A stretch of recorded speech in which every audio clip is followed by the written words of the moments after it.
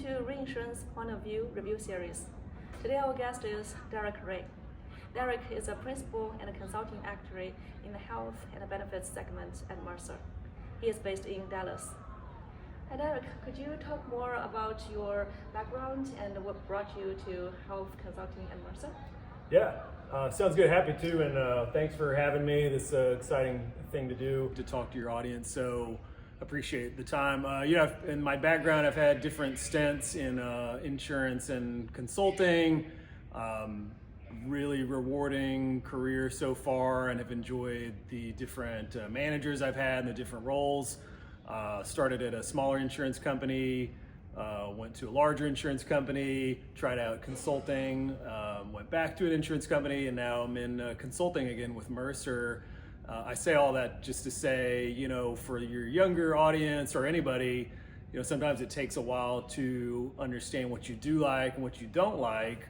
And I think we're all always trying to figure that out. And so doing that, I think I found that wanted to present to clients more often, interact with them more. And so I think that's kind of my sweet spot is consulting and especially the health consulting. Thank you. So what do you think is the biggest challenge in health industry? Yeah, so I think there's a lot of challenges in the U.S. healthcare system. The biggest one is just that costs continue to increase every year.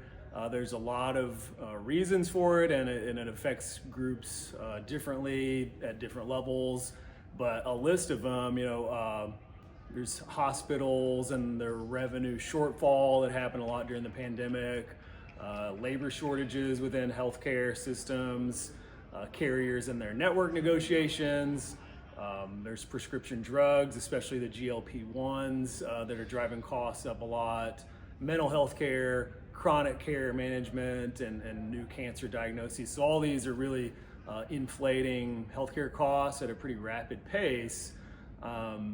So I think it's on all of us, and whether it's consulting and insurance, niche vendors, or startups, to see what we can do collectively to help mitigate those costs. And so some of that was just to say, there's a lot going on with the healthcare system. And I know for your reinsurance audience, you're probably aware of some of those and maybe a lot of them, but there's a lot of things that just continue to inflate healthcare costs in the system that will a little bit infect the reinsurance area. Speaking of reinsurance, how would you anticipate health industry to impact the reinsurance in the next few years? So kind of how health industry affects reinsurance, I think it's kind of bi-directional. So one affects the other, and then reinsurance can also affect the health industry. In terms of the first angle, how health affects reinsurance, population health is kind of declining, and with that, populations tend to be a little bit more expensive, and so I think maybe some more aggregate stop loss and reinsurance. And then on individual stop loss and reinsurance, you see all the drug commercials, some pretty expensive ones coming out. There's some that can cure diseases, which is great. They also cost, can be upwards of $2 to $3 million for a one-time dose. So just the possibility of that happening for some groups will certainly affect the reinsurance area.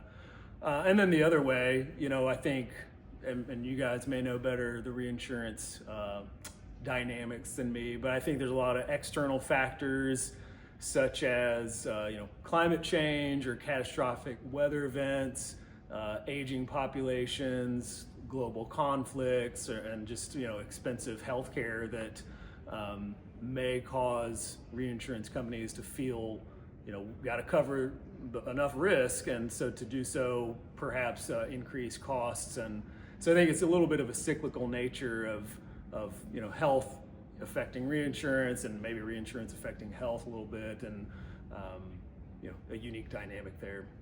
Thank you very much.